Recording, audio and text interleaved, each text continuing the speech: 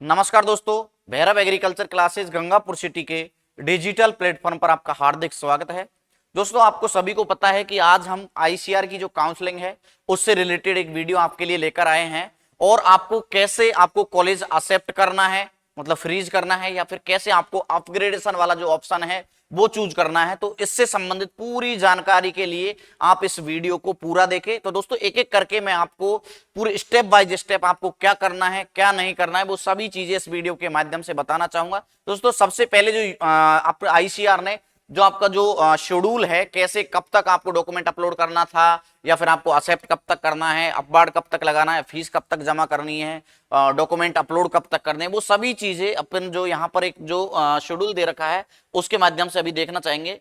ये यहाँ पर जैसे ही आप लॉग इन करोगे तो यहाँ पर आ जाएगा रिवाइज शेड्यूल। तो यहाँ पर दोस्तों अपन बात करेंगे यूजी की,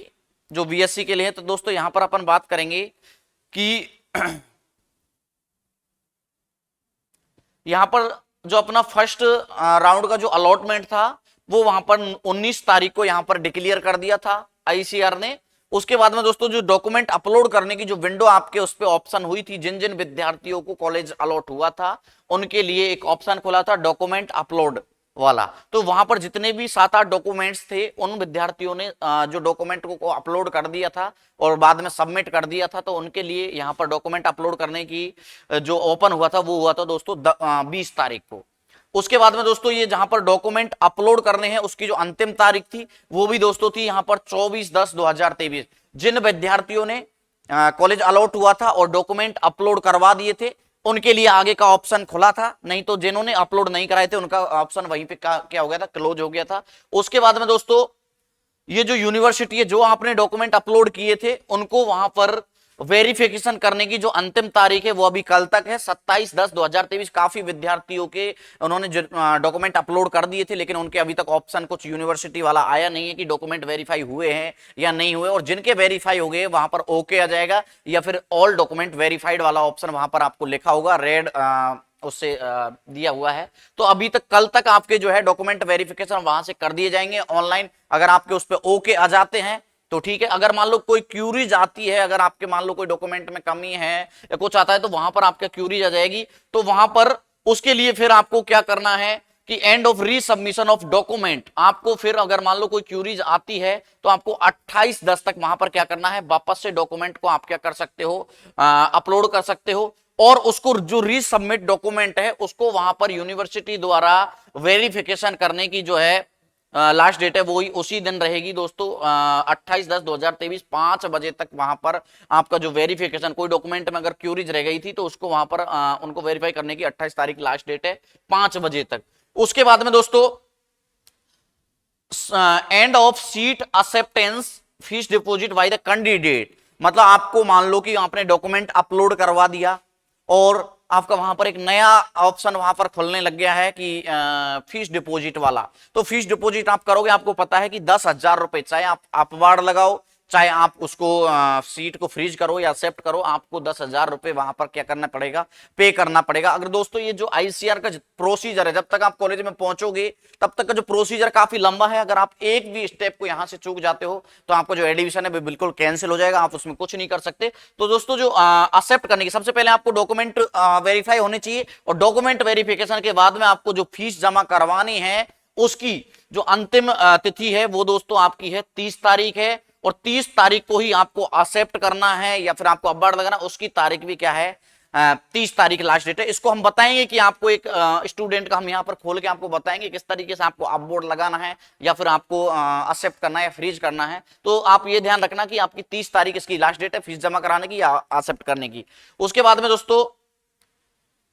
अगर मान लो आपकी फीस वगैरह में कुछ दिक्कत आती है तो उसकी जो लास्ट डेट है वो आपकी है 31 तारीख रहेगी। उसके बाद में इसी प्रोसीजर से ये पहला राउंड आपका कंप्लीट हो जाएगा, फिर अगला जो है आपका सेकेंड राउंड शुरू होगा। तो इससे पहले दोस्तों हम बता देते हैं कि क्या प्रोसीजर है आपका अपवार्ड करने का या फिर आपका जो एक्सेप्ट करने का क्या प्रोसीजर है, एक विद्यार्थी की लॉगिन करके हम आपको बता देते हैं।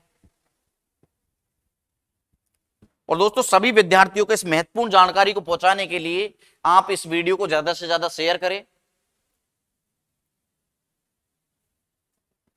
इसको जैसे ही आप यहां पर लॉगिन करोगे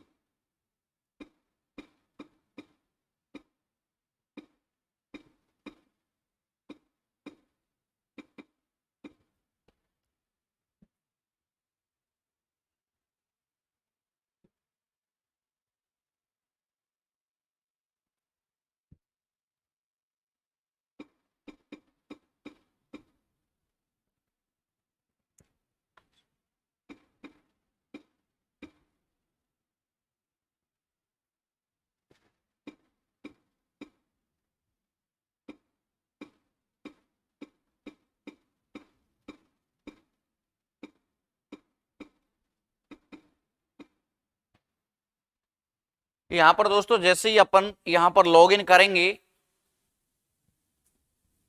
तो सबसे पहले तो ये जो आपकी जो डॉक्यूमेंट अपलोड है, प्रीव्यू फॉर्म में है, आपका अलॉटमेंट लेटर है, या फिर आपका जो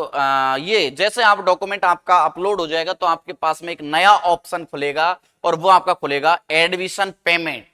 अगर आपको अपवार्ड लगाना है या आपको सीट को एक्सेप्ट करना है तो आपको क्या करना है, ये जो एडमिशन पेमेंट वाला जो ऑप्शन है इस पे आपको क्लिक करके यहां पर जैसे ही आप क्लिक करोगे आपके पास में ऑप्शन आएंगे। यहां पर आपके पास में जो ऑप्शन आएंगे वो ऑनलाइन का, जैसे आप क्रेडिट कार्ड, डेबिट कार्ड या फिर नेट बैंकिंग के थ्रू आप क्या कर सकते हो, यहां पर पेमेंट कर सकते हो। जैसे ही आप पेमेंट कर दोगे वहां पर जब आपका पेमेंट क्लियर हो जाएगा उसके बाद में आपका यहां पर एडमिशन सीट फ्रीज वाला ऑप्शन खुलेगा। यहां पर जाके ही आप सोचोगे कि यहां पर सर कोई अपवार्ड का या फिर कोई एक्सेप्ट का ऑप्शन नहीं आ रहा है। तो दोस्तों मैं आपको बताना चाहूंगा कि जहां पर आपने ये पेमेंट कर दिया उसके बाद में ये जो ऑप्शन खुलेगा एडमिशन सीट फ्रीज, तो यहां पर आपको क्या करना है, जैसे आपको यहां पर सीधा सट यहां पर दे रखा है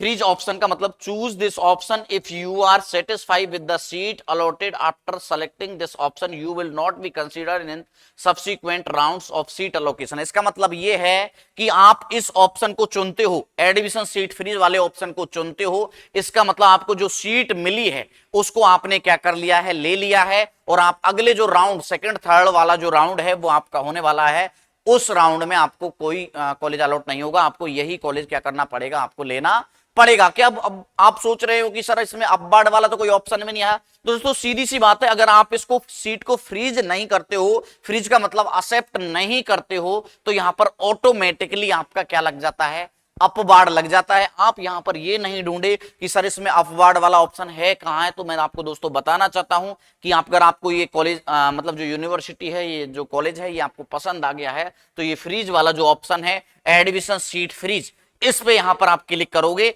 और यहां पर ये सभी चीजें आपको दिखेगी, कौन सी आपको कॉलेज मिला है, यूनिवर्सिटी मिली है, आपने फीस जमा करवा दी है, पेड वाला स्टेटस मिलेगा। और सीट को एडमिशन लेने के लिए मतलब फ्रीज करने के लिए यहां पर क्या करना पड़ेगा, ये यहां पर सीट को फ्रीज करने के लिए आपका जो मोबाइल नंबर है उस पर आपको यहां से ओटीपी भेजना है, और जो ओटीपी जाएगा उस ओटीपी को क्या करना है, यहां पर आपको एंटर करके और फिर सबमिट करने के बाद में फिर आपको क्या होगा, यहां पर पूरा का पूरा अलॉटमेंट एडमिशन लेटर जो यूनिवर्सिटी आपको मिली है उसका एडमिशन लेटर यहां पर आपको अलग से, जैसे आप बैग जाओगे तो वहां पर आपको एडमिशन लेटर यहां पर मिल जाएगा। दोस्तों इससे संबंधित पूरी जानकारी, क्या होता है अपवार्ड और क्या होता है आपका जो सीट फ्रीज करना या एक्सेप्ट करना, पूरी जानकारी यहां पर आपको दे दी है। दोस्तों इस जानकारी को